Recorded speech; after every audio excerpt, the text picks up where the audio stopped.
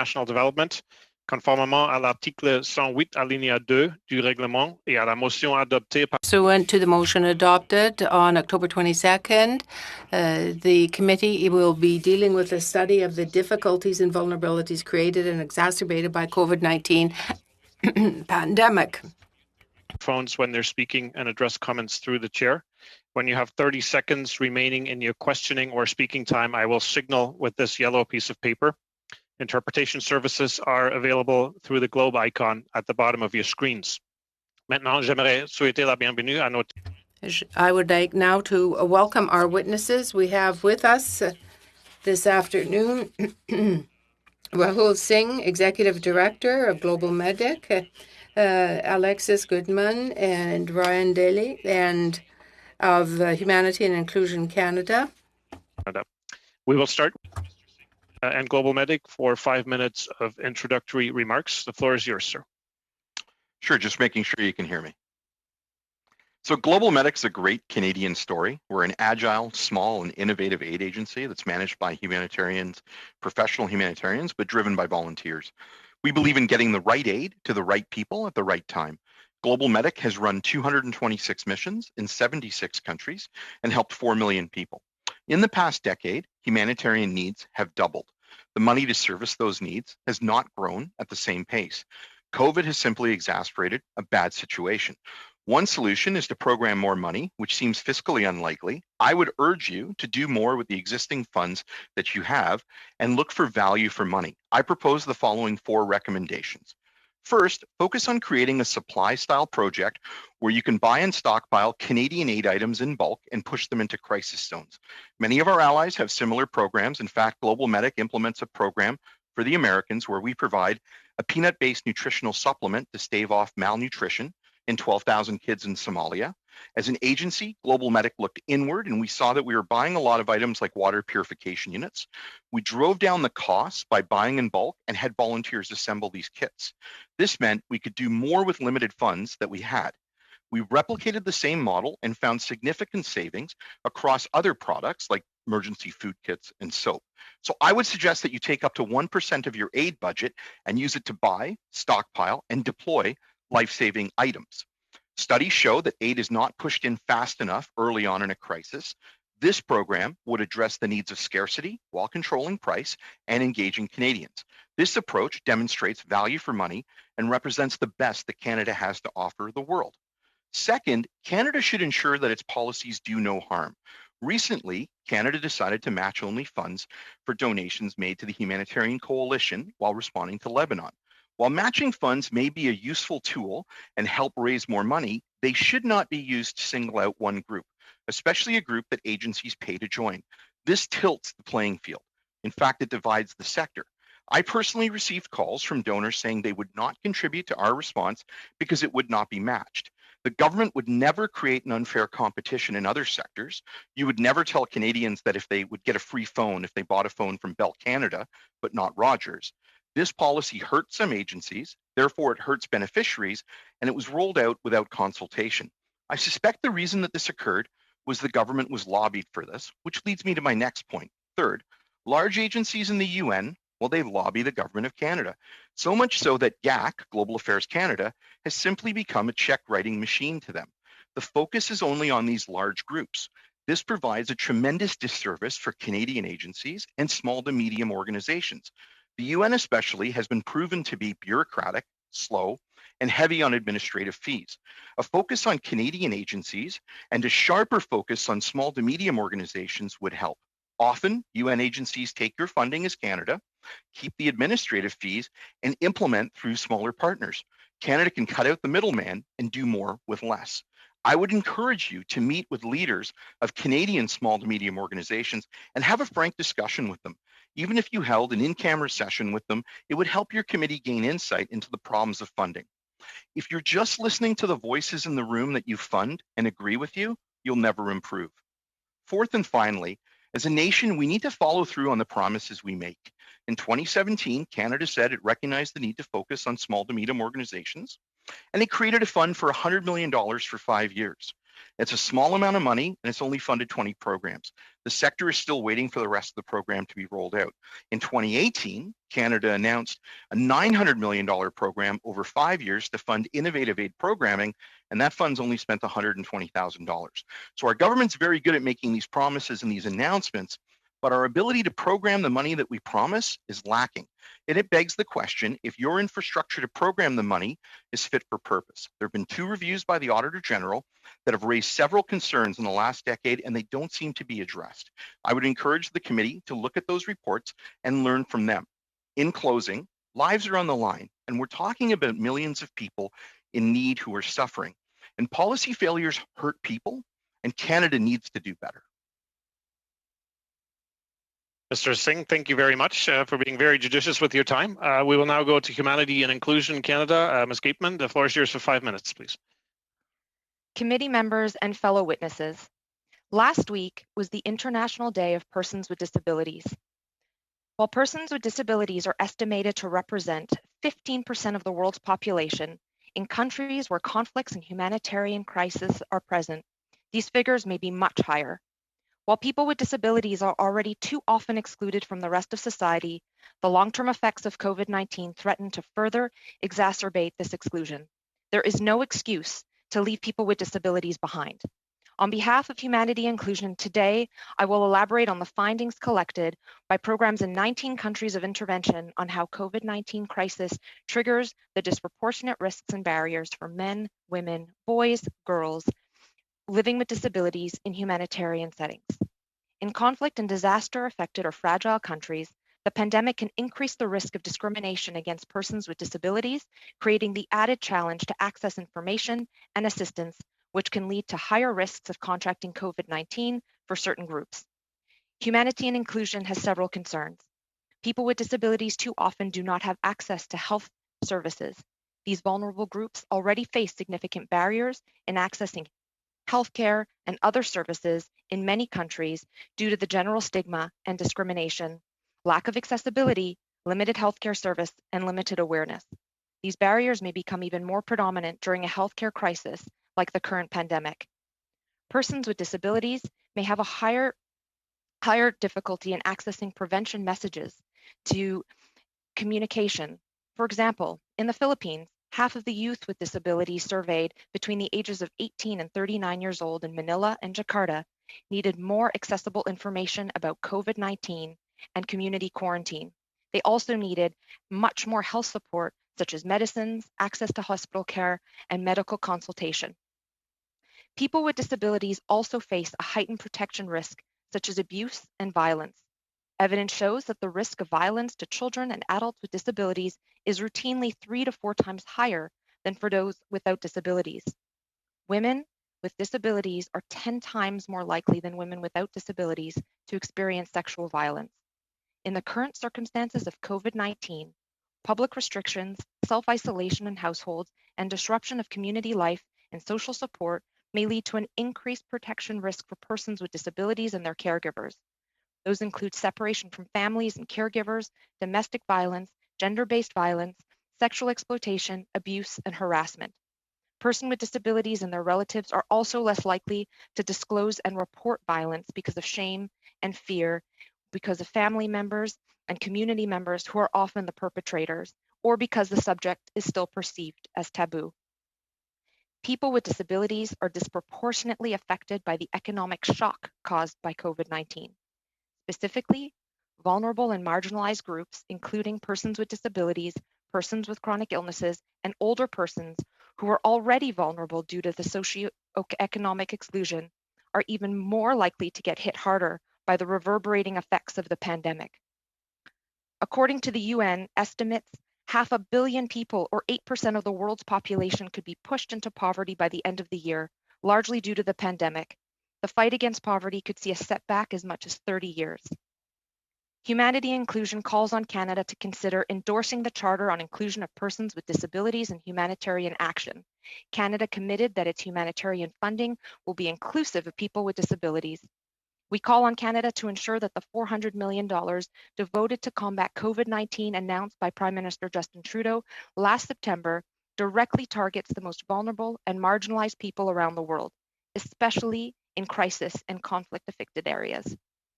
We recommend that Canada ensures that its funding of COVID-19 awareness campaigns promotes inclusive information on prevention and response through diverse, accessible formats and technologies, specifically to reach people with visual, hearing, and intellectual disabilities, such as sign language, easy read, plain language, audio caption media, Braille, as to leave no one behind. In addition, we recommend that the public communication also use inclusive messages and images to share information with persons with disabilities on how to stay safe and healthy and how to access assistance or submit concerns. Thank you.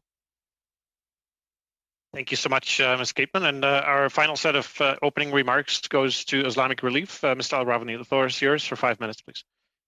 Thank you all so much for giving this issue your time and deliberation. First thing, I'll just introduce Islamic Relief. Islamic Relief has become the largest Muslim faith-based NGO in Canada. When I came in 2010, Islamic Relief was raising roughly $900,000 a year from Canadians. This year, despite the COVID pandemic, Islamic Relief has raised over $50 million in cash from Canadian donors. This money is predominantly spent to help some of the most vulnerable communities in some of the most failed states in the world. Places like Somalia, northern Syria, places like Afghanistan, Iraq, Yemen, and Central Africa and Sub-Saharan Africa. And our projects are primarily helping in areas of humanitarian crises. That means an emergency, people who are in an emergency situation and who need aid. So the evidence we're going to give, or the evidence that I'm going to share, is going to be based on our experience with some of those most vulnerable people and some of the challenges which, from a development perspective and from a humanitarian perspective, we could really we could really support the work we're doing and could really affect people in a more positive way. And the first thing I will say is Canada has a really good reputation globally. It has, everywhere we go, people are really impressed and really happy to see the Canadian flag. There's a general feel good about Canada. Our values as Canadians are known by people. But unfortunately, we made a commitment as Canadians to give 0.7% of our GDP to the world's poorest people. Currently, we're sitting at roughly 0.27. We haven't really ever met that commitment we initially made to meet 0.7 of our GDP. And what that means is that some of these problems we're seeing globally, especially the refugee crisis, is exacerbated. We often, I mean, I've been all over the world and I've met refugees firsthand, and I have yet to meet a single refugee whose main ambition or whose main desire is to go back home, is to stay home.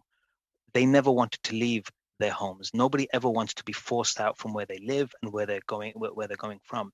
And unfortunately, a lack of support means that many of these people are forced into migration camps, are forced into refugee camps, are forced to cross the channel now in England, across from France to England, are forced to cross the different treacherous seas and put their lives at risk.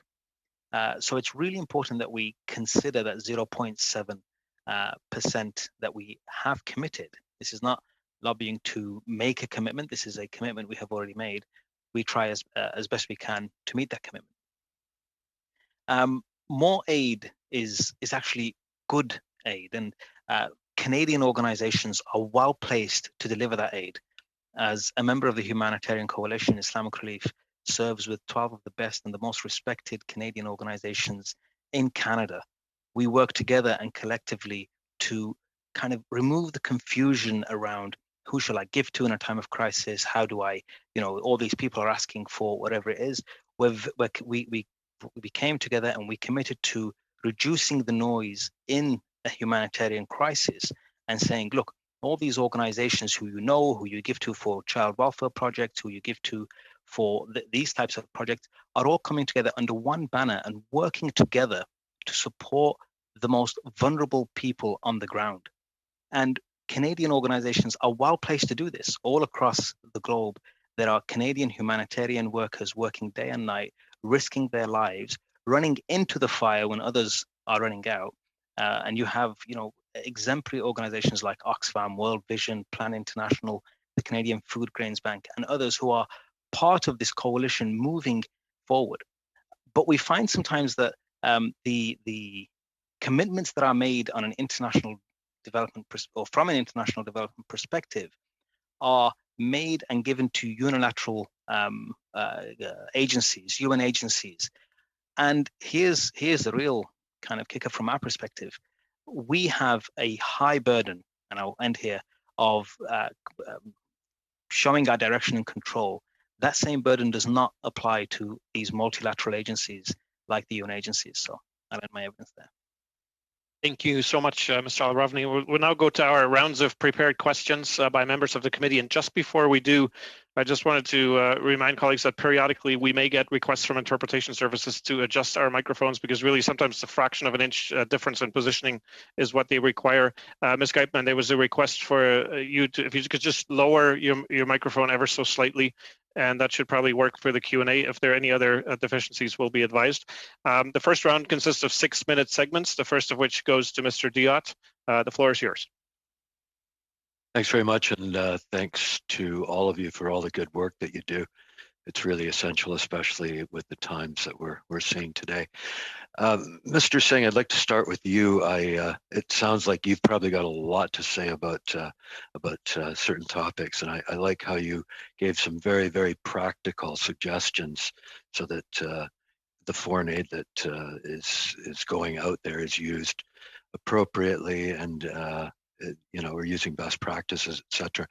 You had mentioned the reviews by the Auditor General that had raised some concerns about Canada's foreign aid, etc. Could you detail a little bit of that for everybody's benefit? Yeah, I mean, first, before I do that, I'd love to just quantify some of the numbers that I gave you earlier. When we started looking inward at the water units that we were buying, we were paying about $50 for a unit. And when we did it ourselves by buying in bulk and leveraging volunteers, we were actually down to about $10.50. So we're actually being able to push out 4.5 times more. So while some arguments will be made that, look, you have to double the amount of aid you're given, I'm saying to you, you can actually quadruple the amount of aid you're giving by just being more efficient with the money that you're spending. Because the systems that we're using, we're able to push out well more aid than we ever were before, just by simply changing some supply chain methods.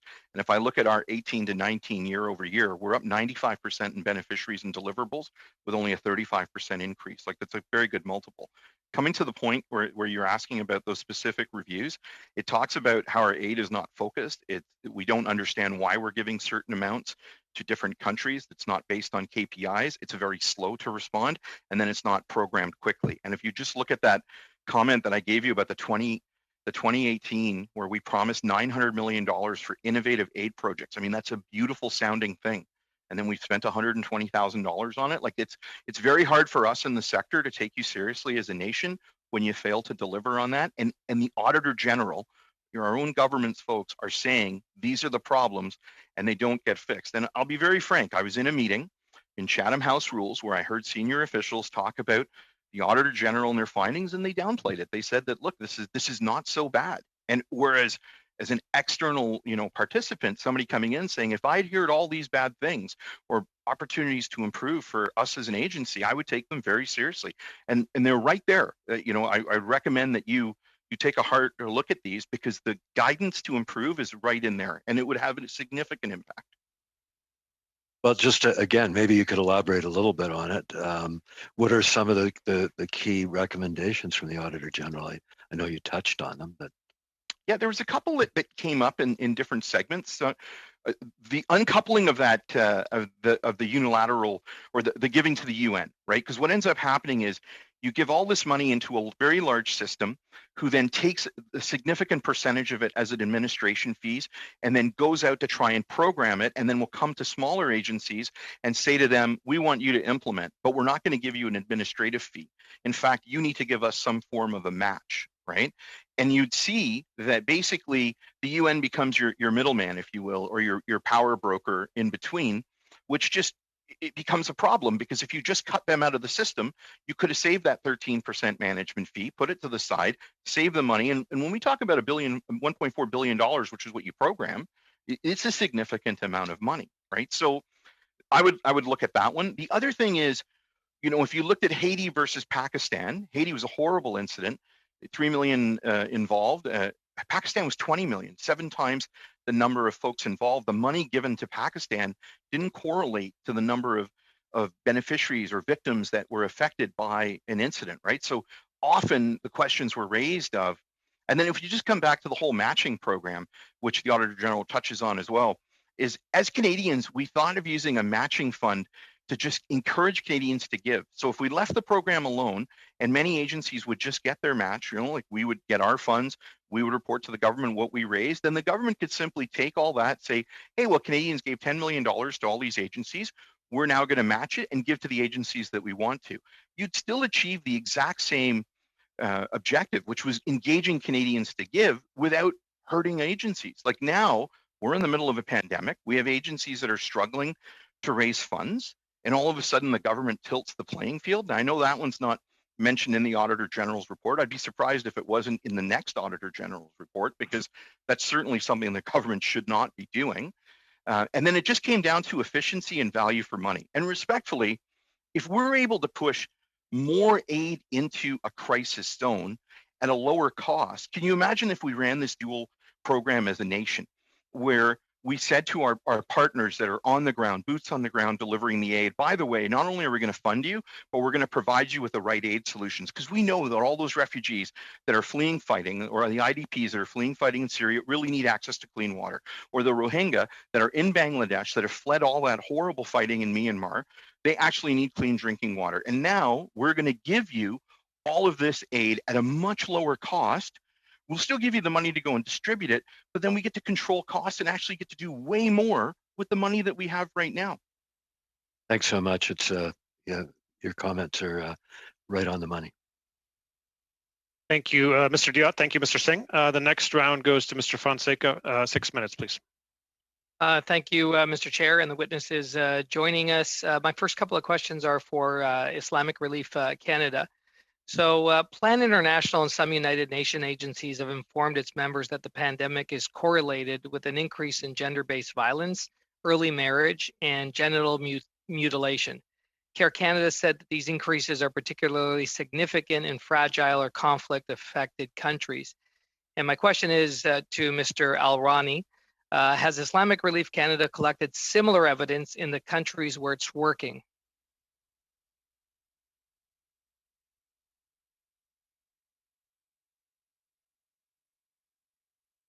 I'm sorry, thank you.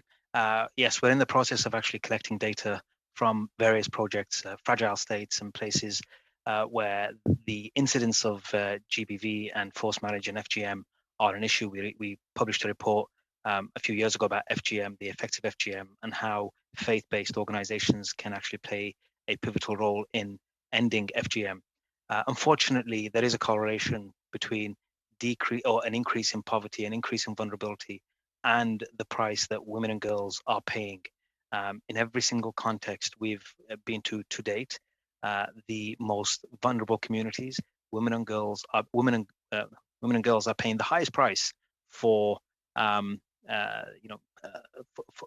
the family trying to grapple with the challenges, and that often means fathers and mothers are forcing their children into marriages at a very early age. We have anecdotal evidence currently from Yemen where early child marriages are on the rise, unfortunately, in a context where that is the only difference between now and previous is the pandemic has exacerbated the situation. We are still collecting data from most places, but unfortunately, the data that you represented is one where kind of that resonates quite heavily and unfortunately stands true. And we suspect, not to preempt the data we find, we suspect it will be the case in the research that we produce will say as much. Thank you. And I know that this November you came forward with your Islamic Gender Justice Declaration. And I want to ask you about that declaration. Did it take into account the vulnerabilities created and exacerbated by this pandemic? Unfortunately, the declaration was produced and worked on before the pandemic, and the idea was it would encourage faith leaders to play a pivotal leading role in ending GBV and gender-based violence in their local communities. They can be some of the strongest actors in local communities in some of the most vulnerable and fragile states where we work. So it didn't take into account COVID specifically. But unfortunately, we suspect that, again, COVID will make things a lot harder for the poor generally, but specifically a lot harder for women and girls. Thank you. And now to Global Medic. Mr. Singh, good to see you again. I had the opportunity to visit your facilities, both here in Mississauga in the past and over in Etobicoke, and help you pack some of those kits. Now, Global Medic has sent equipment and volunteers to more than 75 countries since it was established, so congratulations. What factors determine their emergencies to which Global Medic responds? Thank you, Mr. Fonseca. Look, there's a triad that we always look at, right? So the first thing that we have to do is determine, can we validate, is there a need? The second that we look at is there access? So is there a need that we can help? Is there access into that nation? And then do we have funding, whether that funding is in the form of material aid or actual funds to come in? And when we're inside that triangle, we're usually deploying. And as you yourself know, we deploy about 15 or 16 times a year. Okay, I do want to ask you about what you brought up about this double administration fee. So with because partners that the program money takes an administration fee, partner receiving the money takes an administration fee. So what can Canada do to mitigate that double administration fee when providing its foreign assistance during COVID-19? Well, there's a number of ways. I mean, look, we would be ridiculous if we all thought that you could stop funding the UN. Obviously, that doesn't work. If you cap the amount that you are giving to the UN and the big systems, and then cap the amount that went to large organizations, introduced, let's say, that 1% for a stockpiles program that I talked about, just so we can control the amount of money that we're putting into those stockpiles, pushing out Canadian-made aid. Now, all of a sudden, you've got a mirror effect where you can say to smaller agencies on the ground, we're going to give you the right aid, because if you just gave them a little bit of money and forced them to go and buy products, they're going to be at the mercy of the market. Just look at people buying PPE. Look at our own government buying PPE in the last few months, right? We're at the mercy of the market, and that can go way up and way down and have an incredible impact. So by just putting parameters in, and then, going directly to some of the smaller and medium organizations, like you had it bang on when you launched in 17, that small to medium organizations fund, but it was only 100 million over 5 years. And if we just did more with it, you'd be helping more of those agencies in need, and you'd be avoiding that double administration. And look, respectfully, I testified at another committee.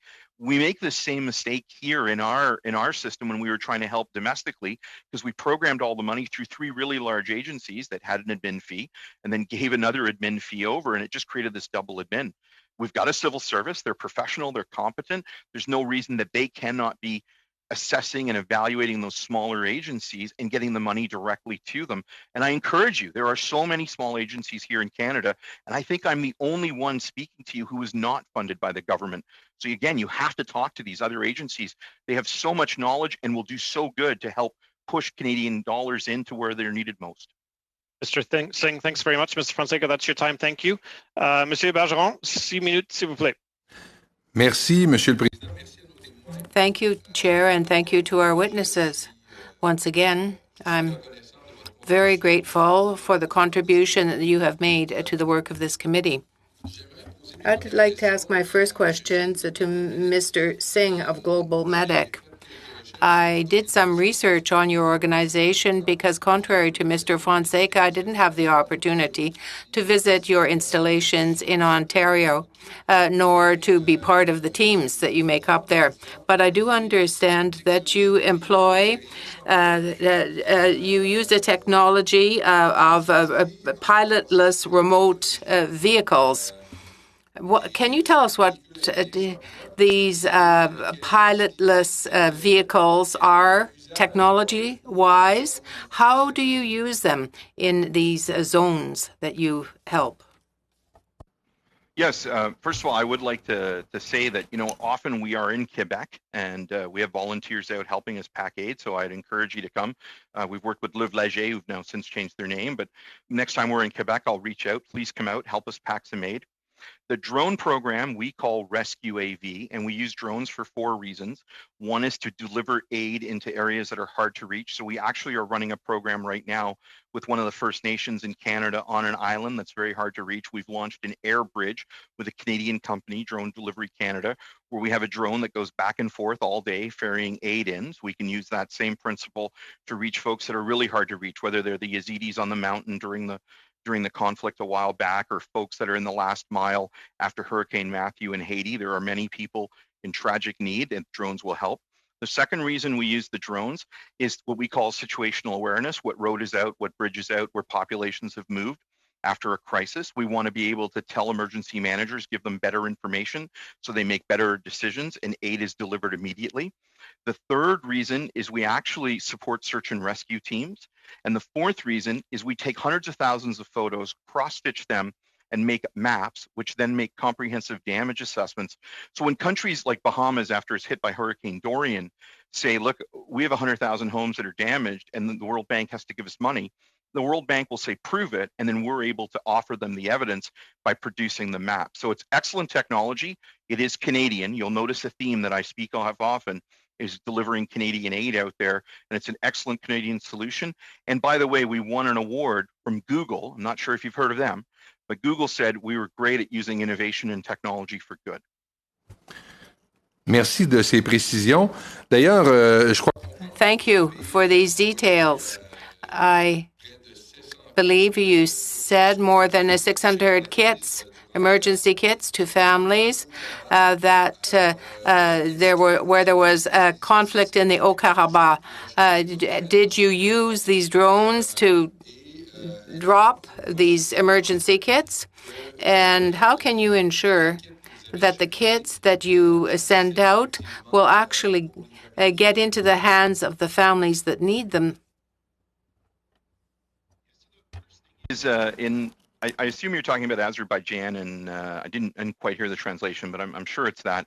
I don't think we should be using zones and conflict zones because it muddies the waters, and too often, especially in that conflict where drones were used to launch weaponry and harm people, I don't know that people can tell the difference between a good drone and a not so good drone, so I wouldn't use them in that.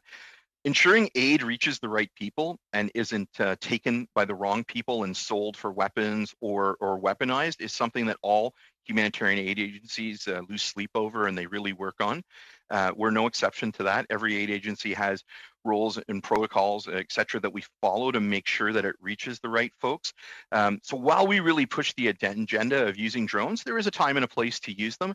And I don't think we're quite at the point we're using them in that conflict zone. So we did not use the drones to deliver those kits to those families. And as you know, with that conflict, many of those families have fled that area and gone into a different zone now, which is where those kits are being distributed to them. So we have the highest amount of confidence that they're not going to the wrong folks. And then remember, we're providing hygiene kits and water purification solutions. These are not things that can be weaponized.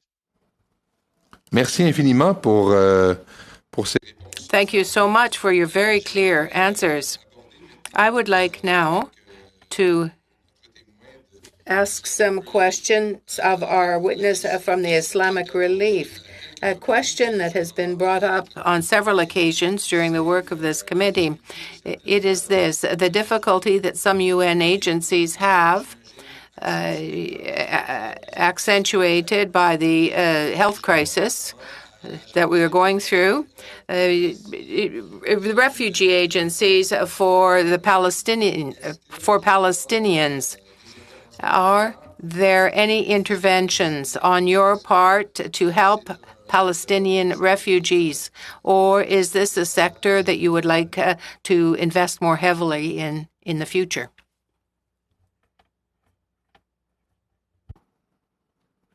As I answered the question, Palestinian refugees are all around the Middle East, but predominantly in Gaza, the West Bank, Lebanon, and Jordan. I think I have 30 seconds.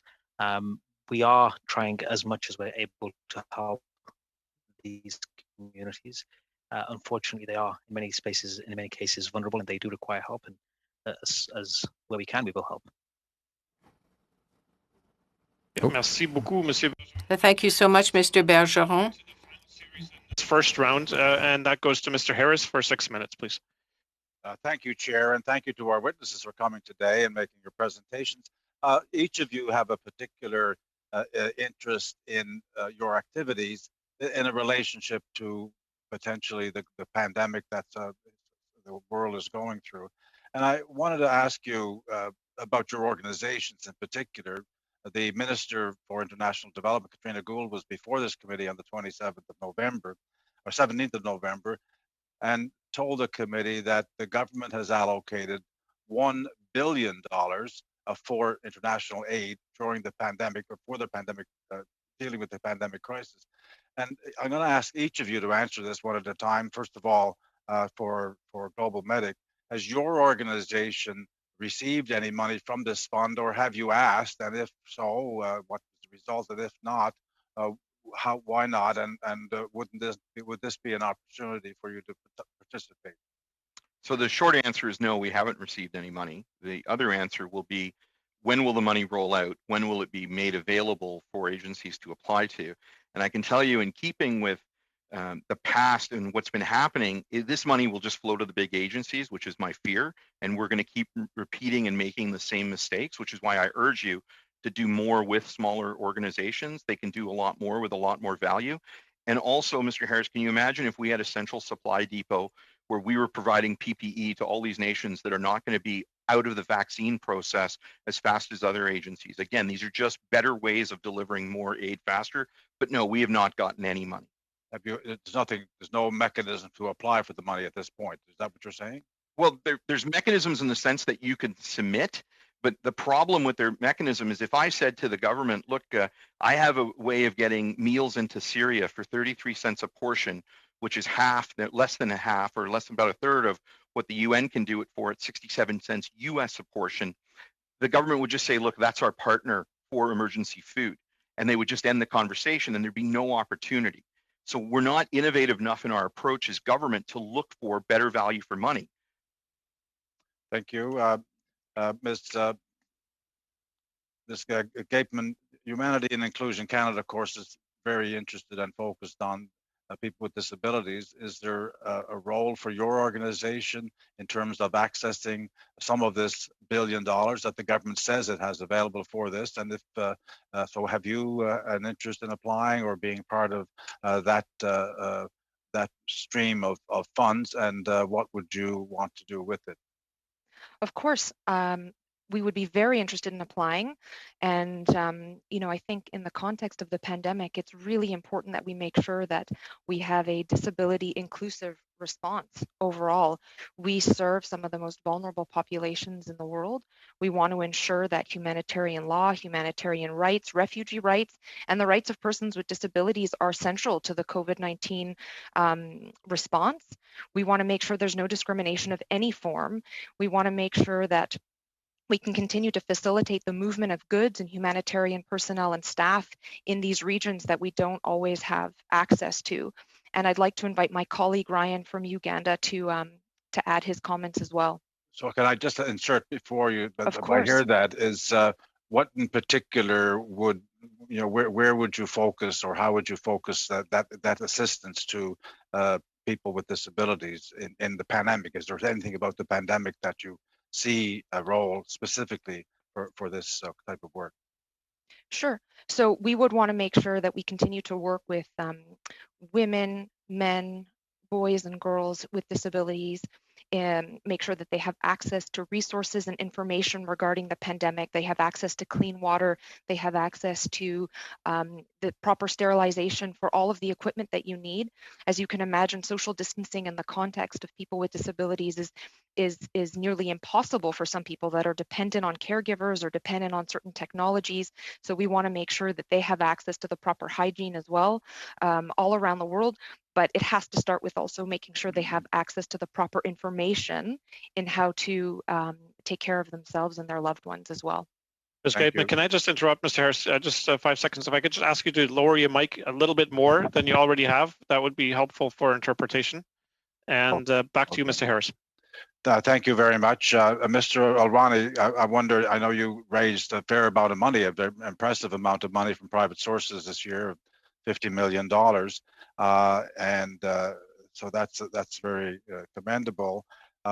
in terms of this $1 billion that the government says that it has allocated for the consequences of the COVID-19 pandemic, do you see your organization as being a participant in that, or have you applied or have you received any funds to support your work, particularly with refugees and others who might be particularly affected by the pandemic?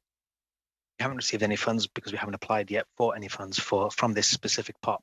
The mechanism is still, to us at least, unclear as to how this money will be rolled out. When it is rolled out, there is a myriad of ways that these funds can be used, specifically responding to the COVID pandemic. And the most obvious way is there's so many more families now who are in trouble. I'll give you a very brief example in the 30 seconds that I have.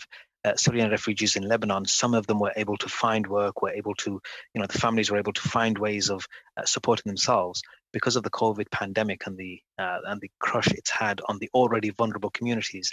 There is, in some cases, literally zero work available, and so the dependency on food aid has shot through the roof from our perspective, beyond our capacity to deliver in that space. So that would be an example of the types of funds where the resources can be allocated effectively to support the most vulnerable.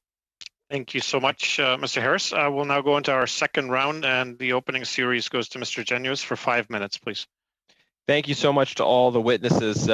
Mr. Singh, I think your testimony underlines for us the importance of hearing from people that are working in international development who don't receive government funds at the moment, because with great respect for all the organizations involved, of course, people that are reliant on government grants are going to have to be a little bit cautious in their criticisms.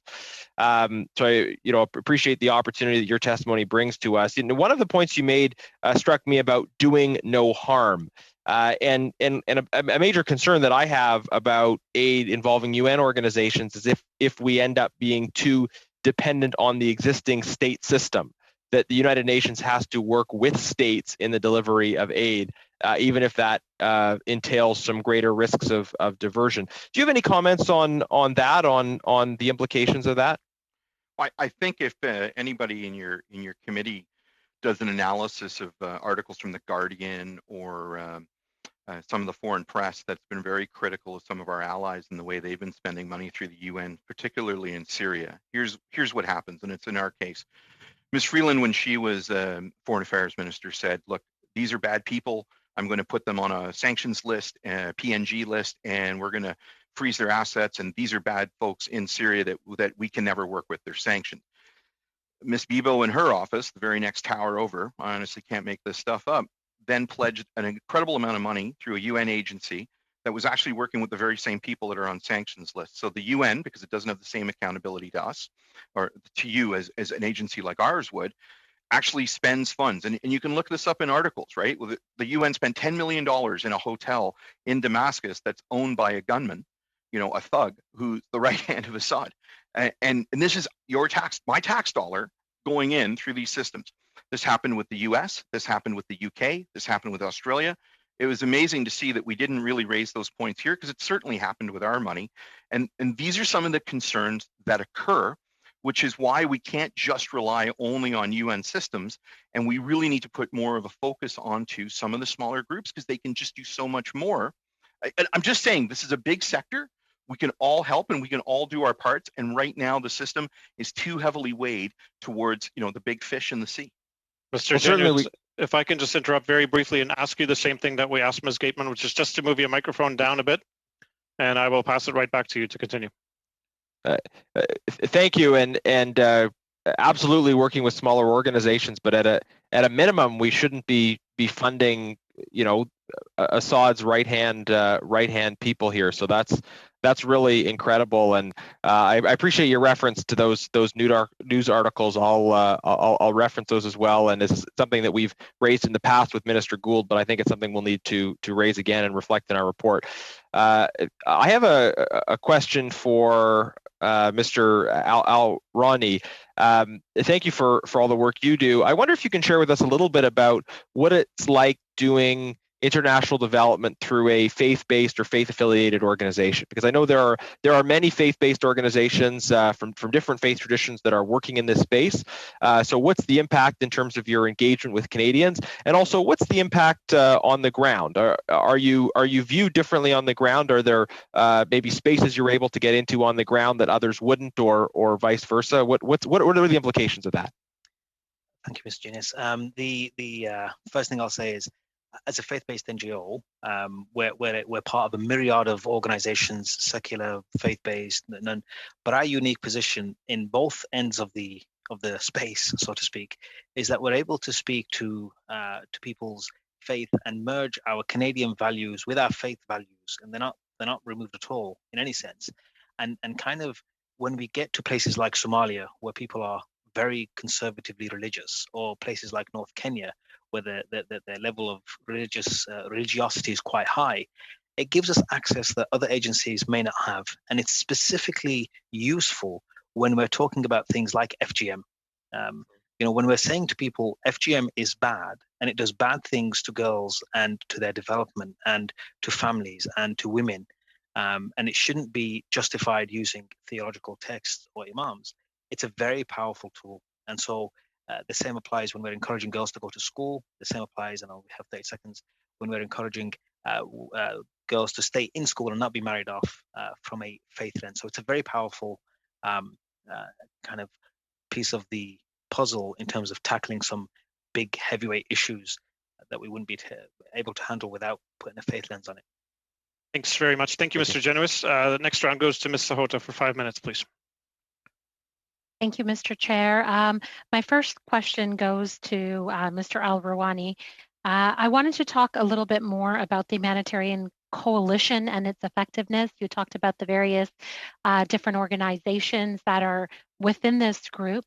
Why do you think, what brought this group together, and what is it more effective, efficient, and how do you screen the different organizations that can come under this umbrella, and how can other organizations join? Thank you. It came because we found ourselves competing for space, digital space, offline space in an emergency. In an emergency, you go to Canadian, you say, "Hey, I'm here, I can help," and we were all kind of falling over each other, trying to say the same thing, and people were like, "I don't know who to give to. There's too much going on." And so the organizations with the most effective programming and the most effective engagement, these are the two tools. So you've got to have two pieces of the jigsaw. You have to be able to engage Canadians locally in Canada, and you have to have the capacity to deliver the aid where it's needed. So that's really the two metrics that are used. We came together and we said, look, instead of each person competing with each other for space and spending more money on fundraising and administering the money, etc., let's just join together as a coalition and come out as one. And that's been probably the most effective kind of organizational umbrella that I've ever been a part of. The operation of the Humanitarian Coalition is really effective and really powerful. And what did you find before joining this coalition? What did you find the costs incurred by Islamic relief were, and what has changed in that area in terms of effectiveness? Have you been able to save costs? Well, of course. The per dollar, what we'd have to raise normally for us, actually, it's quite efficient. But we're spending half of what we used to spend to raise money in emergencies, because we just don't need to spend it anymore. We're kind of pulling together. It's not a you don't pay to be part of the agency. You pay into the agency to be so when the time comes, the agency can launch and launch well and launch effectively. And it's a very, very effective tool. What about in terms of supplies and aid that you're actually distributing out? What about costs when it comes to that? Well, we always source locally. Many of these agencies source locally just because the costs of sourcing locally are they just don't compare. Well, you only ship if you absolutely have to. And so sourcing locally for us has been very effective. And I mean, you're talking a factor of sometimes, it's 90% more cost effective for us to source locally than it would be to gather supplies here and ship them off. So what would you say about stockpiling here in Canada? Specialist items that are kind of not found anywhere. It can be useful. But for most items, sourcing locally does several things, including supporting the local economy, including supporting the local infrastructure. And we always, even some of our programming, we try to do what we call cash programming, which means we're supporting. I remember when I was in Haiti, I was there within 48 hours of the earthquake.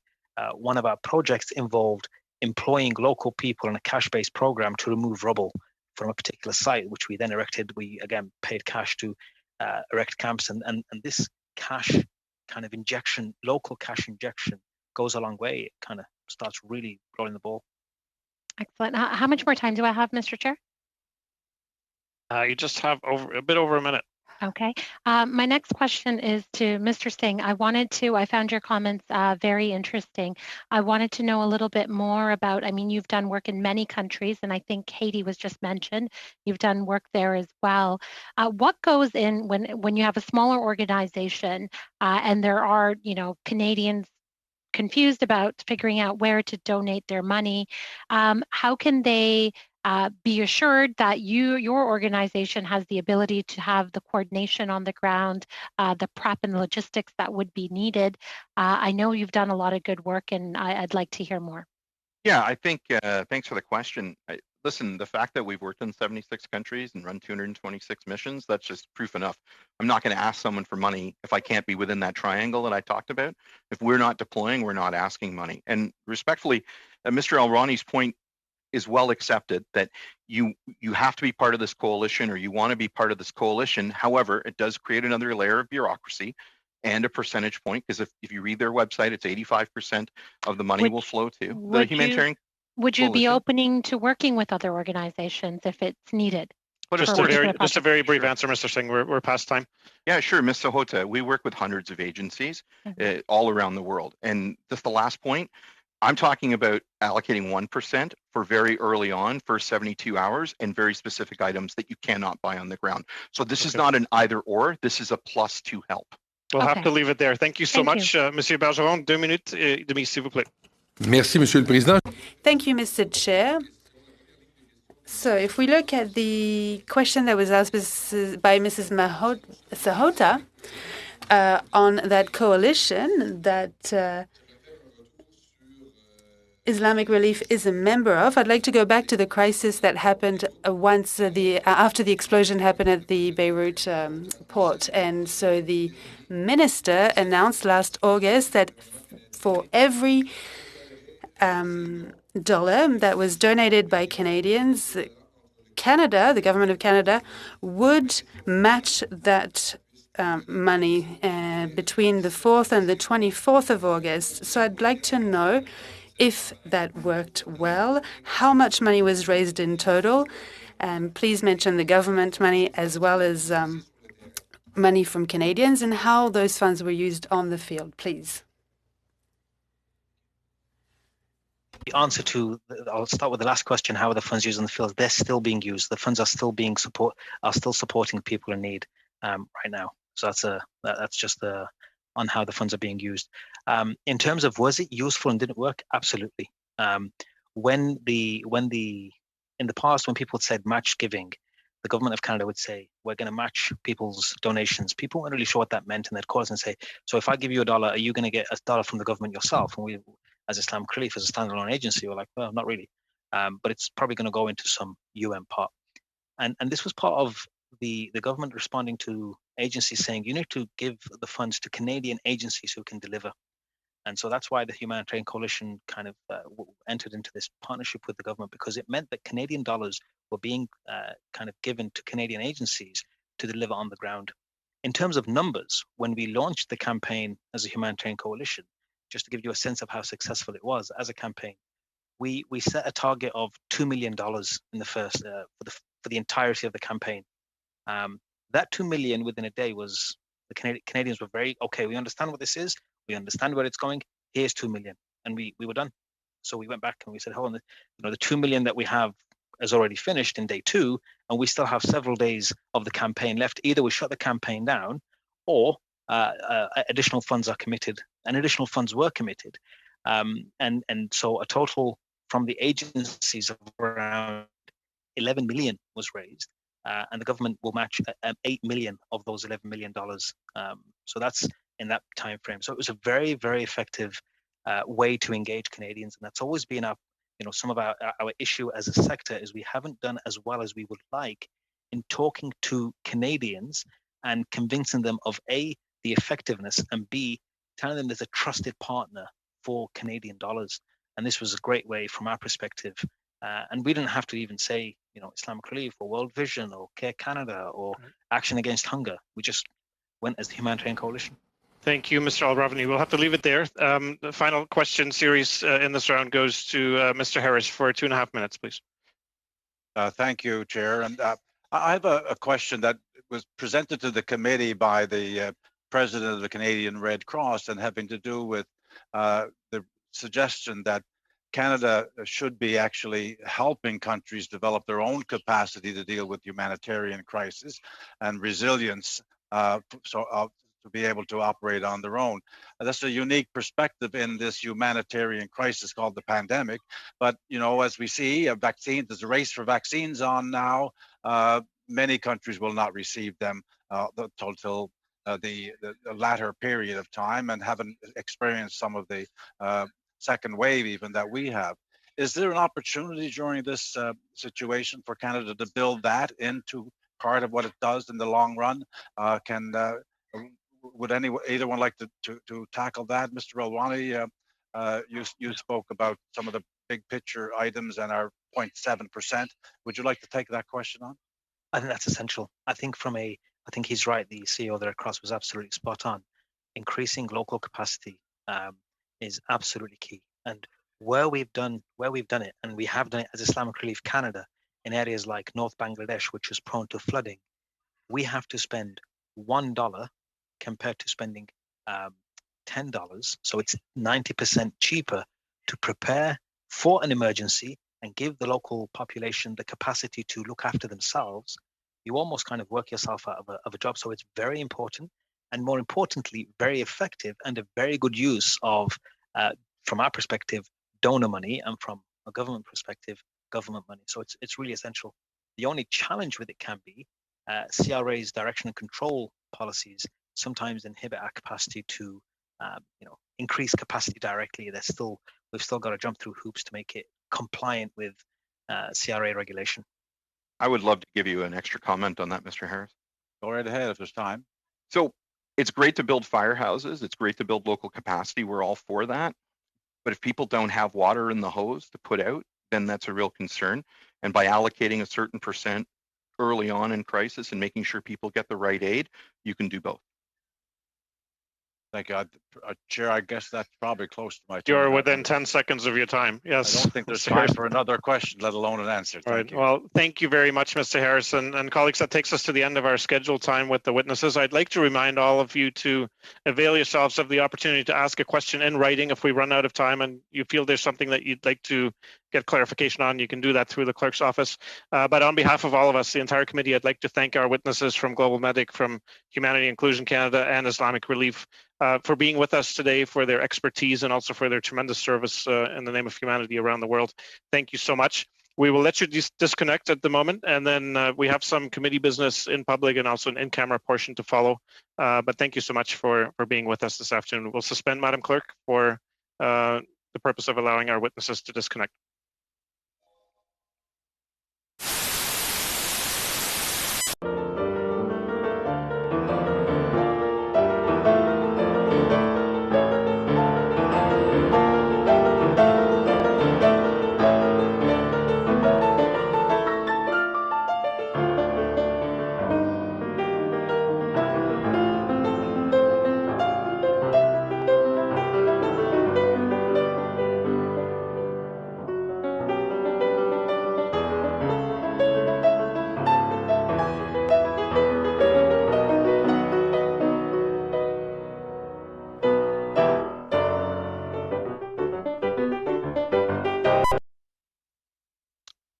I actually don't see him now. Hold on.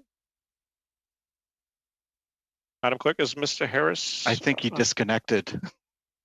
Okay, let's suspend for a minute and bring him back into the public forum. He may have thought that we were going into camera right away.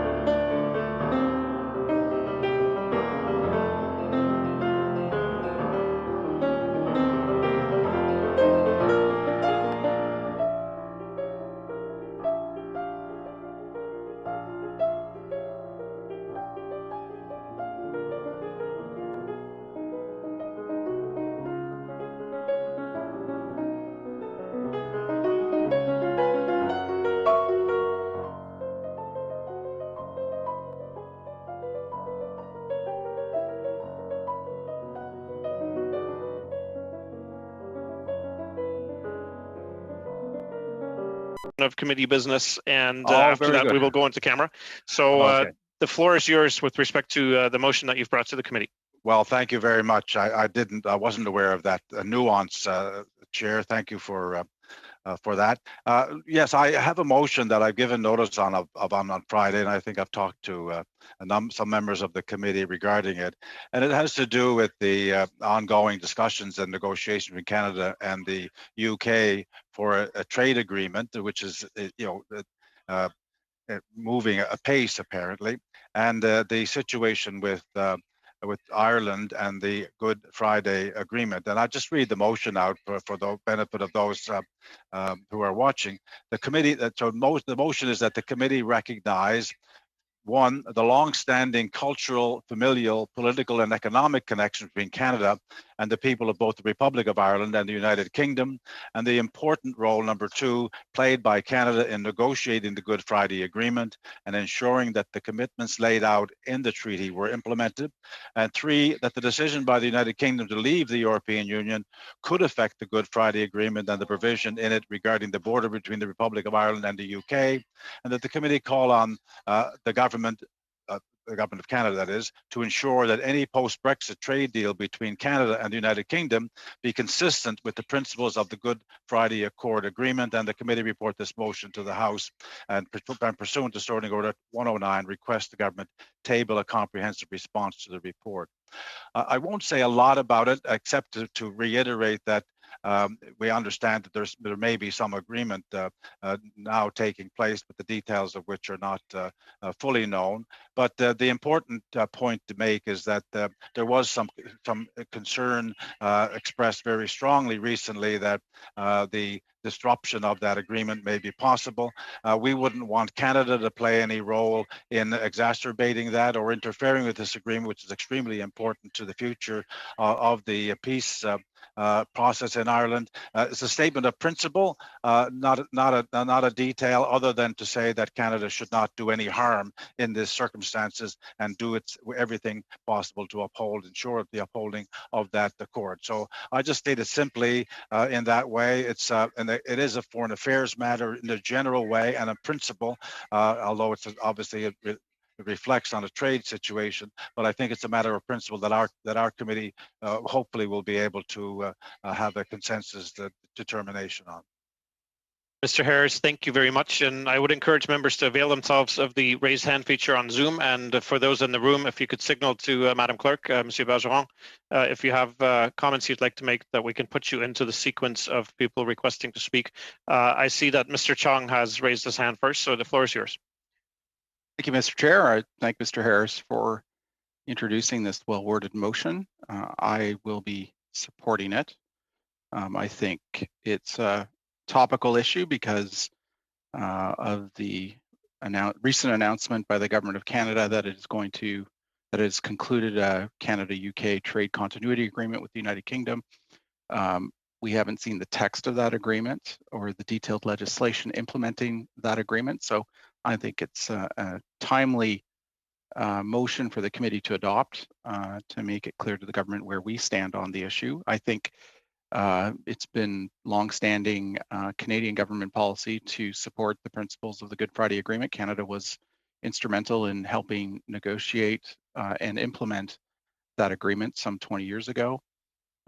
Obviously, Brexit has implications for the UK Republic of Ireland border, and I think whatever trade continuity agreement or subsequent full trade agreements that may be negotiated in the future should be consistent with the principles of that Good Friday Agreement. So thank Mr. Harris for introducing that motion, and I will be supporting it. Thank you.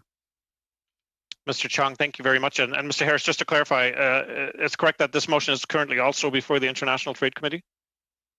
Yes, a similar motion has been put there. Whether they're going to be dealing with it as efficiently as our committee, I'm told that may not happen.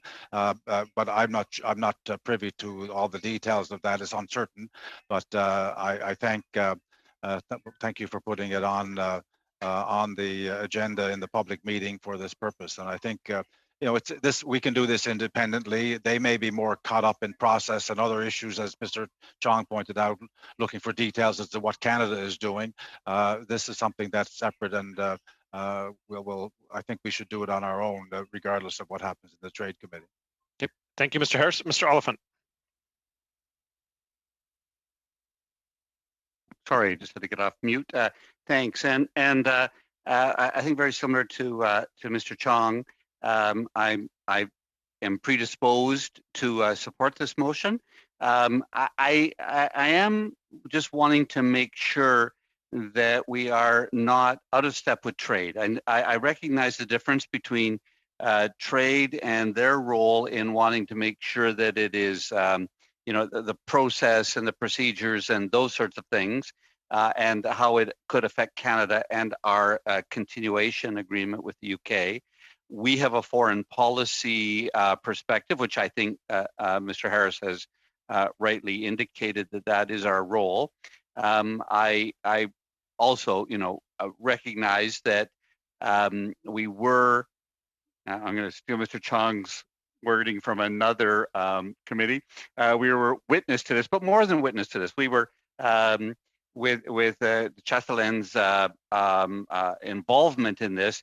We have a real Canadian stake in the accord that a Canadian really brokered, and I think we understand that. So I think, you know, we're predisposed to be in favor of it. However, I have heard that it was being discussed at Trade today.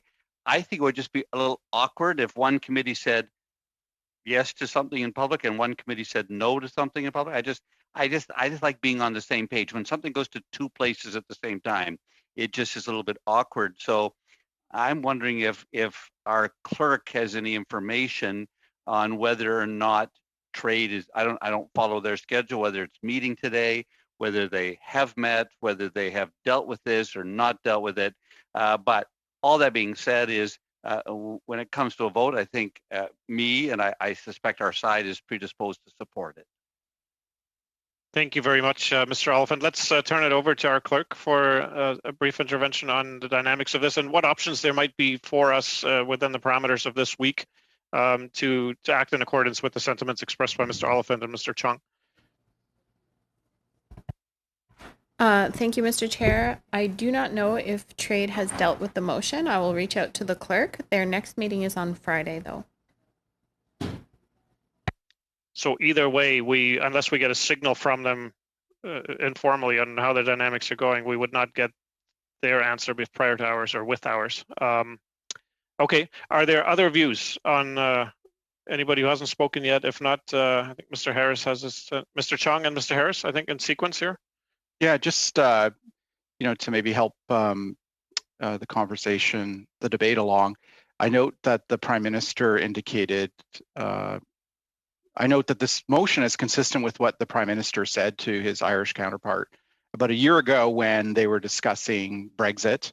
In the readout, the Prime Minister noted that the Prime Minister noted the implications for Ireland of the United Kingdom's withdrawal from the European Union, and they agreed on the fundamental importance of protecting the Good Friday Agreement. So that was clear that they discussed that matter, and I think this motion is consistent with the Liberal government's position on not only the trade deal, but on their belief in adhering to the principles of the Good Friday Agreement. So I just wanted to make sure that everybody was aware of that comment that had been put out there almost 2 years ago by the Canadian Prime Minister. Okay, thank you, Mr. Chong. Mr. Harris?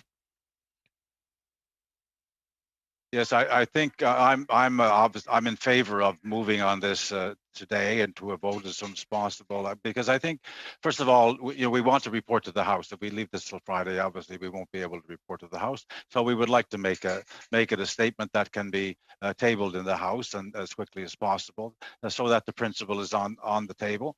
And I think it's people in Ireland have been nervous about what's been going on for the last while with Brexit situation and the concerns that it might undermine the very important agreement. And, you know, as was pointed out, Mr.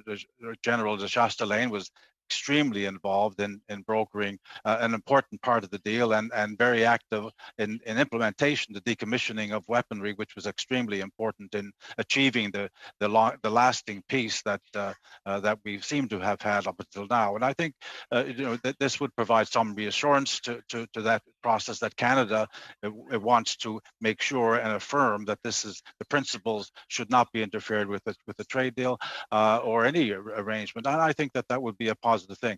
As far as what the Trade Committee is doing, I don't think, I think we can certainly take the lead on principle in terms of trade. That they may want to make some specific reference to that particular deal.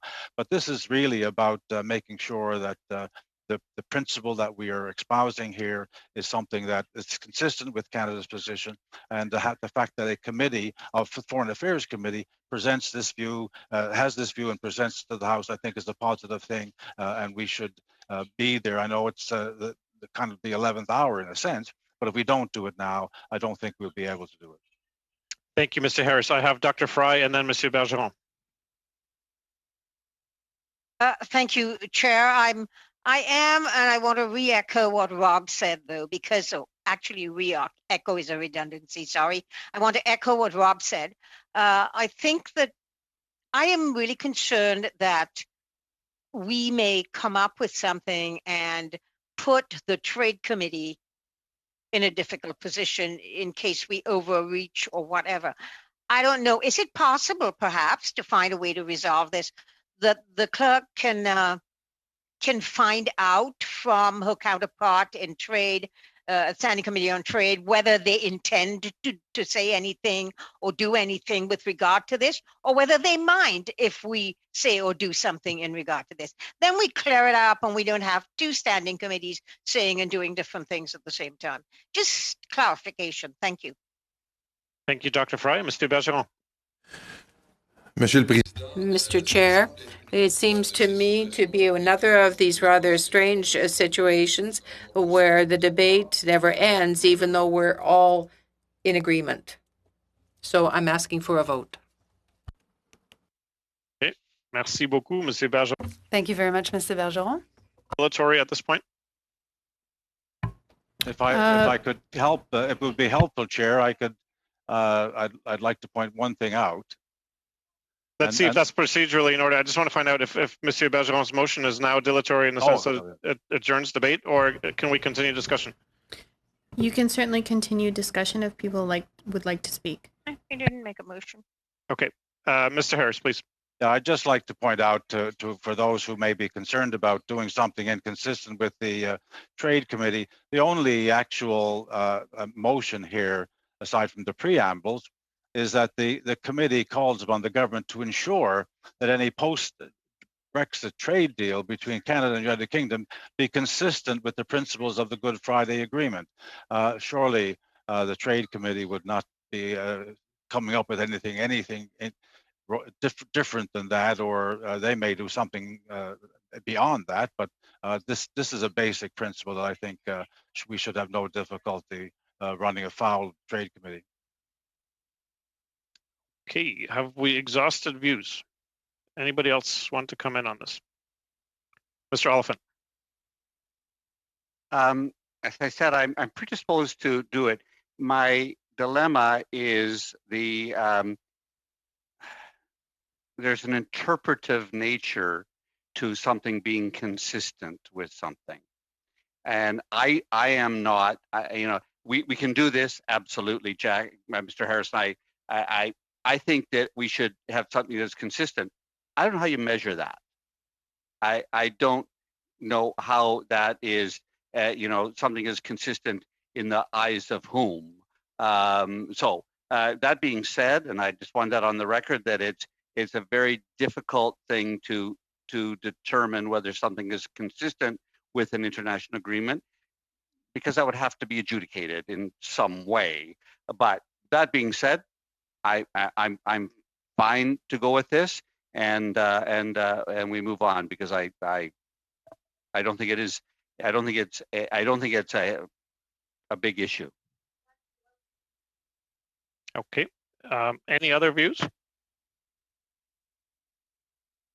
Okay. In that case, let's move to a vote. All those in favor, Madam Clerk, just before we go there, you've signaled that unless we have unanimous consent, we need a recorded division. Is that correct? Let me just ask: is there unanimous consent to adopt Mr. Harris's motion? Sorry, Mr. Chair, why do we need unanimous consent?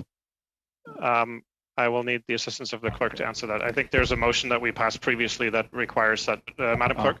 Yes, thank you. As per the terms of the motion adopted on September 23rd in the House concerning voting in hybrid committees. Oh, okay. Thank you. Do I have unanimous consent to adopt Mr. Harris's motion? Is there anyone opposed? Seeing none, by unanimous consent, Mr. Harris's motion has been adopted. Congratulations, Mr. Harris. Thank you, colleague. Thank you, Chair. I think this concludes the public portion of our committee business. If I can ask your indulgence for what I hope will be not much more than maybe another 20 minutes or so of discussion. I won't prejudge. We have till 5:30 in the in-camera setting, and the link is in your inbox. We will take a few minutes to reconnect in camera. Thank you so much.